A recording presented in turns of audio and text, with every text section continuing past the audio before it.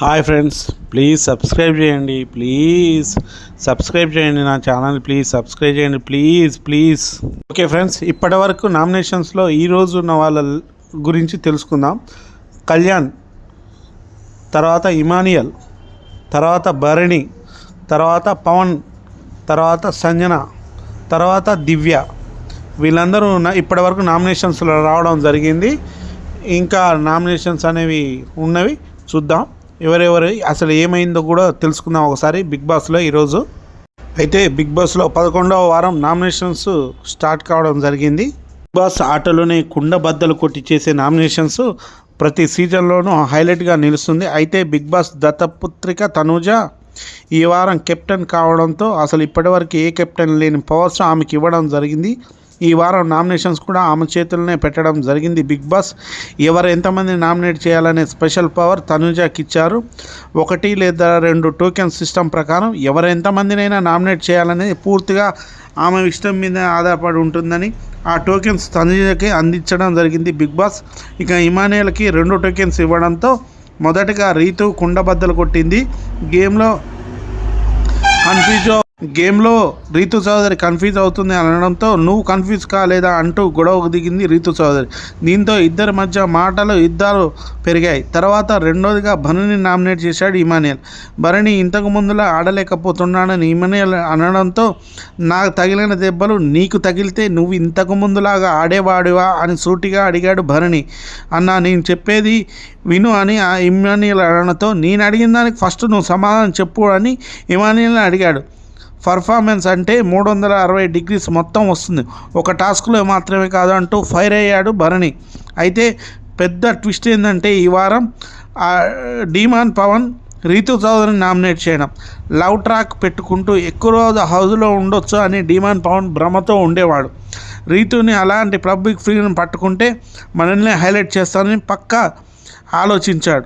అయితే డీమాన్ పవన్ ఈ వారం ఖచ్చితంగా రీతు చౌదరిని ఎలిమినేషన్ చేస్తే నేను షో అవుతా హౌస్లో అని చెప్పి ఆలోచించడం జరిగింది. దీంతో డీమాన్ పవన్ రీతు చౌదరిని నామినేషన్ చేయడం జరిగింది.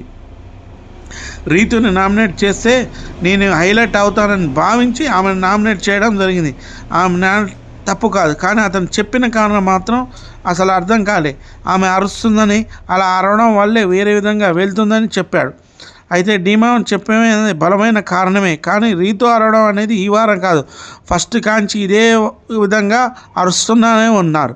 మొగుడు పిల్లల కంటే దారుణంగా గొడవ పడిన సందర్భాలు చాలా ఉన్నాయి. ఇక ఈ వారం రీతు చదువు అరుస్తుందని కారణం చెప్పాడంటే తప్పులేదు. రీతుకి కళ్ళు తెరిపించడంతో డీమాన్ పవన్ తప్పే లేదు, నువ్వు అరవడం వల్ల నాది తప్పు లేకపోయినా నాదే తప్పు అవుతుంది, నేను బయటికి వెళ్తుంది. తన తప్పు లేదని తనతో మాట్లాడడానికి ట్రై చేశాను, కానీ నువ్వు నమ్మట్లేదు అని చాలా హార్ట్గా చెప్పావు. ప్రతి క్షణం నేను నీ నుంచి కోరుకున్నాను, నేనైతే చాలా బాధపడుతున్నానంటూ కన్నీళ్లు పెట్టాడు పవన్ కళ్యాణ్. అయితే కత్తితో కసక్కమని పొడి చేసి మనోడు సోపు రాయడానికి నామినేషన్స్ తర్వాత రీతు దగ్గరికి వెళ్ళాడు. అలవాటు ప్రకారం అన్నీ మర్చిపోయి ఒక అగ్గిస్తుందని మళ్ళీగా ఏదో ఒకవైపు లాక్కొని పోదామని రీతు చదువుని మాత్రం గట్టిగానే అరవడం జరిగింది పవన్ మీద. నాతో మాట్లాడొద్దు, తల బాదుకొని గట్టిగా అరిచింది. ఎందుకు అరుస్తున్నావు, నాకు అవ్వడం లేదు అంటూ అర్జున్ రెడ్డి రేంజ్లో అరిచాడు. మొత్తానికి రీతుని చెప్పుతో కొట్టినట్లు చేశాడు. కనీసం ఇప్పుడైనా కళ్ళు తెరుచుకుంటాయి, లేదంటూ వాడితోనే రొమాన్స్ లేకపోతే చిట్టాపట్టాలు వేసుకొని తిరుగుతుందో మళ్ళీ చూద్దాం.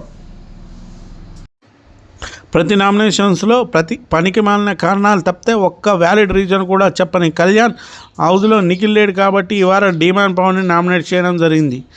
తనూజ పవన్ ఏడుస్తున్నానని నీకు చెప్పానా లేదా అని అడిగాడు.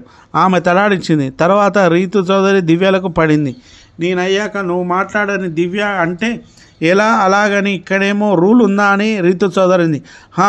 ఇది నా రూల్ గట్టిగా వచ్చింది దివ్య. దాంతో రీతు చౌదరి నువ్వు నన్ను తొక్కి ఎంతసేపు తొక్కుతావు అని రీతు జట్టు బిక్కుంది. దీంతో దివ్య నిఖిత కోపంగా వచ్చి రీతు చౌదరిని కుండని గట్టిగా కొట్టి ముక్కలు చేసింది. అది చూసి హౌస్లో వాళ్ళంతా షాక్ అయిపోయారు. ముఖ్యంగా భరణి అయితే ఆ దెబ్బకు ఎవరినైనా నెత్తిన పడితే ఏంటి పరిస్థితి, దీని దగ్గర జాగ్రత్తగా ఉండాలన్నట్టు ఫేస్ పెట్టడం జరిగింది. వైల్డ్ ఎంట్రీల హౌస్లోకి వచ్చింది మొదలు అనేక కారణాలతో వాళ్ళని నామినేట్ చేయడం జరిగింది. పాత కంటెస్టెంట్ ఇప్పుడు వెళ్ళిపోయారు. దివ్య కూడా చివరి వైల్డ్ కార్డ్ ఎంట్రీ కాబట్టి ఆమె కూడా ఈ వారం వెళ్ళిపోతే ఇక నామినేషన్స్లో ఉండేది స్టార్టింగ్లో వచ్చిన ఇంటి సభ్యులు మాత్రమే ఉంటారు. అయితే బిగ్ బాస్ తనుజకి ఇచ్చిన అధికారం మాత్రం 1-2 కార్డులు ఇవ్వమన్నప్పుడు ఇమానియల్కి ఇస్తుందని నేను ఊహించలేదు. ఇమానియల్కి ఇచ్చినప్పుడు ఆయన 2 కార్డులు వాడాడు. ఒకటి రీతు చౌదరిని నామినేట్ చేశాడు.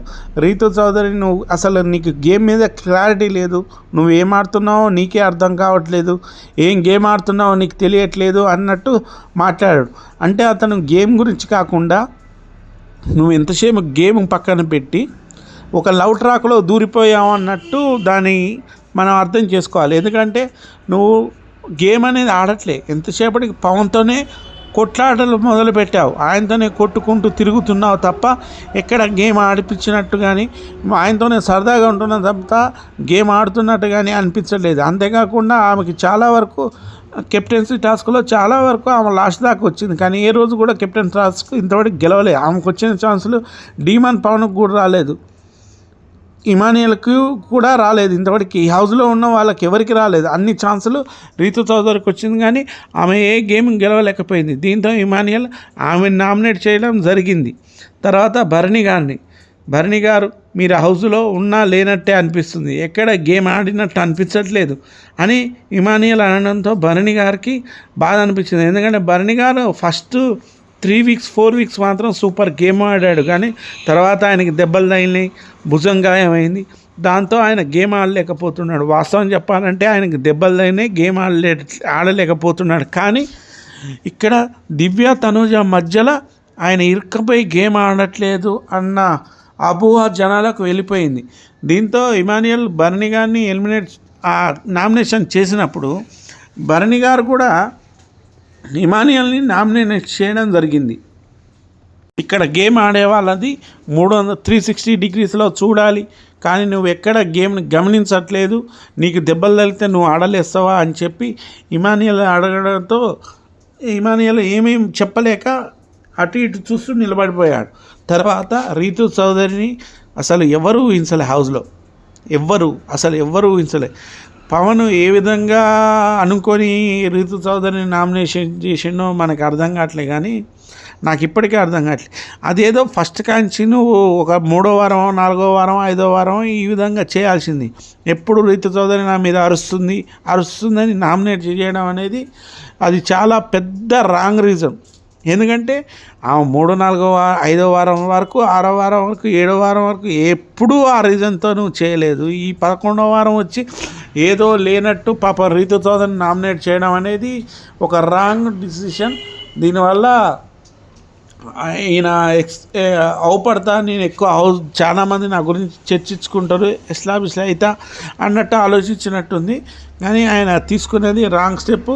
మళ్ళీ అయిపోయిన తర్వాత కామ్గా ఉండంటే నామినేషన్స్ అయిపోయిన తర్వాత మళ్ళీ రీతు చౌదరి పక్కన ఉంటే ఆమె దగ్గరికి పోయి ఏదో మాట్లాడబోయింది. దీంతో రీతు అప్పటికే ఒళ్ళు మండి ఉంది, ఆమె చాలా వరకు ఒళ్ళు మండి ఉంది, అప్పటికే చాలా కోపంగా ఉంది. అలాంటి టైంలో ఆమె దగ్గరికి పోవడం అవసరమా? అంటే ప్రతిలాగానే ఎప్పుడులాగానే నా దగ్గరికి మళ్ళీ వచ్చి మాట్లాడుతుంది, ఏదో ఒకటి మాట్లాడుకోవచ్చు, మళ్ళీ ఏదో ఒక మూలకు పోయి కూర్చోవచ్చు అని పవన్ ఆలోచించుంటాడు, డీమన్ పవన్.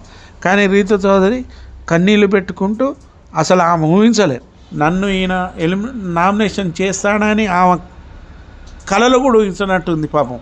ఈ దెబ్బకి ఆమెకి ఫీజులు ఎగిరిపోయాయి. దాంతో గట్టిగా జుట్టు బిక్కుంటూ నువ్వు నా దగ్గరకు వచ్చి మాట్లాడకు, నువ్వు ఇక్కడి నుంచి వెళ్ళిపో అన్నట్టు ఏడుతో పట్టడం జరిగింది పాపం.